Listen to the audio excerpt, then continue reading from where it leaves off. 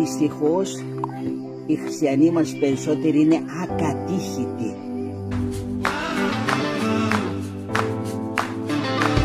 Βάζεις κανόνα το αλουνό επειδή κοινωνεί συχνά, επειδή νηστεύει 220 μέρες, βάζεις κανόνα. Βάλουν έναν άλλο κανόνα αν θέλεις, μερικές μετάνοιες, μερικές προσευχές και όχι το φαγητό που πολλές φορές αυτοί που βάζουν αυτό το κανόνα ήδη δεν το τηρούν. Αυτοί λέγονται οι σουίτες, ξέρετε, βάζουν βάρη στον άλλον χωρίς αυτοί να τη κρατάνε τα βάρη αυτά.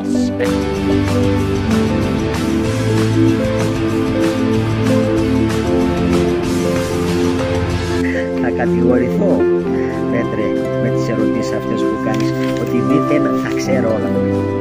Αυτοί λέγονται οι σουίτες, ξέρετε, ακατήχητοι.